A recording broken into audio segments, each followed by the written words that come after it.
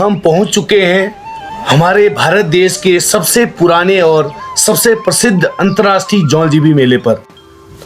3 देशों भारत, तिब्बत और नेपाल की साझा सांस्कृतिक और व्यापारिक विरासत का प्रतीक यह अंतर्राष्ट्रीय जौलजीबी मेला भारतवर्ष के उत्तराखंड राज्य के चीन और नेपाल से लगा हुआ सीमावर्ती जिला पिथौरागढ़ के अंतर्गत मुख्यालय से 17 किलोमीटर दूर काली और गोरी नदी के संगम पर कई वर्षों से अनवरत जारी है।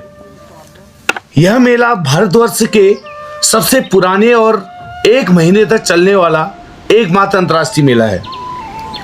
इसका इतिहास 150 वर्षों से भी पुराना है। 1962 से पहले तिब्बत के लोग भी इस मेले में शिरकत करने पहुंचते थे, लेकिन भारत चीन युद्ध के बाद तिब्बती लोगों का यहाँ आना बंद सा हो गया था।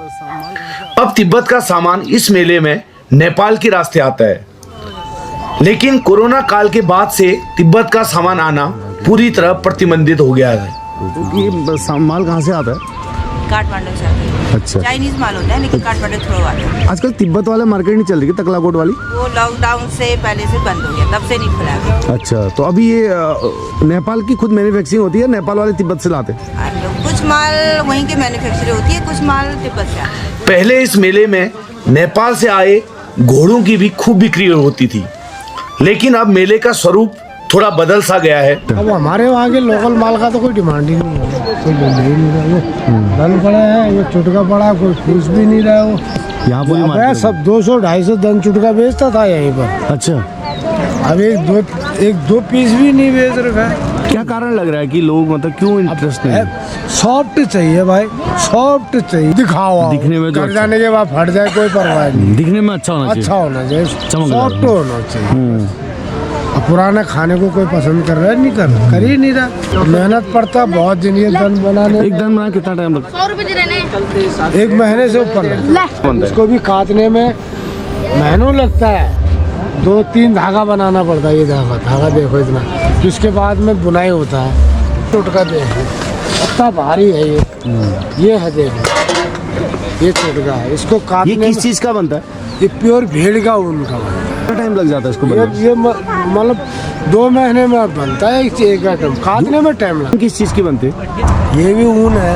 अच्छा, ऊन को रंगाया जाता है इसको कलर के। अच्छा, इसके डिजाइन बना करके तब बुनते हैं। पुस्तकों टिकने वाली चीज है ना। जब उन्होंने बाप दादा ने खरीदा होगा, अभी तक होगा उसके घर। हाँ, जौलजीबी में यही चीज का फेमस था ना। पहले अल्मोड़ा से तांबे के बर्तन आते थे, ऊपर से तिब्बत से ऊन आता था, उनका कारोबार, पश्मीना का कारोबार, और ये धन चुटके का, और कपड़े लत्ते जैसे फिर ये कबाड़ी बाजार आते थे, ये आता ही नहीं था, ये दुकानें नहीं थे। मोटे मोटे कपड़े पहनना, ऊन का हाथ का बना हुआ पंखी, शॉल, तो वो चीज़ें बिकते थे यहाँ पर। हम तो बचपन से आए हैं ना ये मेले में, हमारा तो घर ही यहीं पर है। दादी के साथ आते थे, तो उस समय 100-150 रुपये में, 50 रुपये, 4 रुपये, 5 रुपये में बिक गया तो बहुत महंगा बिक गया। उसमें पैसा का भी तो वैल्यू था। चौर गाय के पास। अच्छा, ये चोर गाय कहाँ मिलता है ये ये चीज? हिमालय में ये घर पाले होते हैं। अच्छा, ये जंगल के नहीं होते हैं ना, ये घर पाले हुए होते हैं। अच्छा। तो चाइना में ज़्यादा होता था ये। प्राइस होगी उसे? ये है 3200 का, ये 2000 का है। अच्छा। वो 2500 का है। ये? खाल, ये भेड़ का खाल है। अच्छा, ये भी बिक्री होता है, खूब गर्म होता है खाने में ना, गर्म। हाँ, 1974 के बाद यूपी सरकार ने देश के प्रथम प्रधानमंत्री पंडित जवाहरलाल नेहरू के जन्म दिवस यानी कि 14 नवंबर बाल दिवस से शुरुआत की थी। आज यह मेला अंतर्राष्ट्रीय व्यापारिक मेले में तब्दील हो चुका है। 2 देशों की अंतर्राष्ट्रीय सीमा पर लगने वाले इस मेले का इंतजार पिथौरागढ़ और नेपाल के लोगों को बेसब्री से रहता है। यह दोनों देशों के भाईचारे के प्रतीक के रूप में भी होता है, जिसका नेपाल के लोग बेसब्री से इंतजार करते हैं। नेपाल से। अच्छा, क्यों? नेपाल में तो सस्ता मिलता है सामान, लोग नेपाल जाते हैं कपड़े लेने, आप यहाँ आए?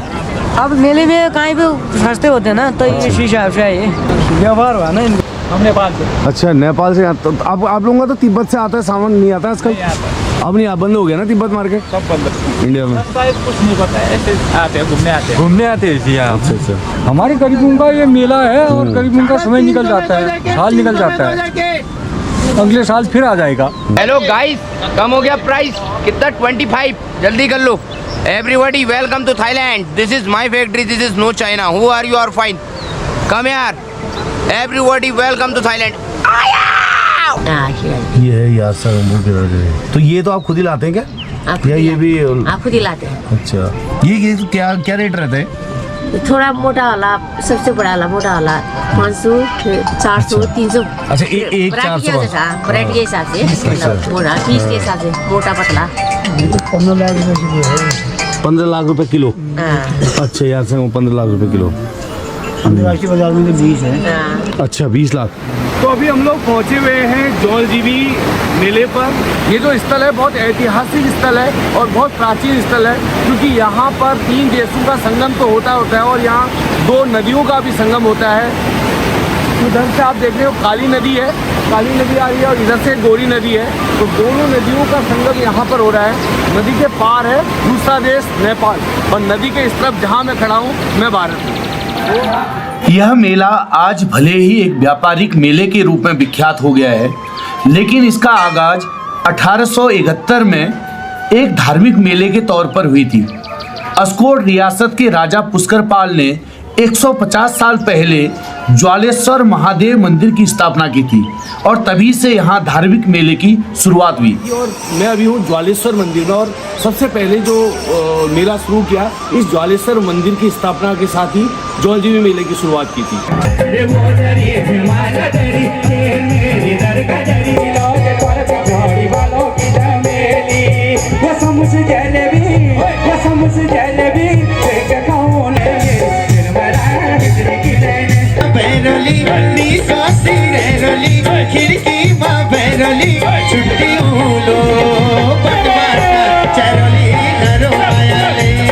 बनानी बड़ा अच्छा इंसान बनना चाहता हूँ, अपने इस कला से मैं धन कमाना चाहता हूँ। आने से उसके आए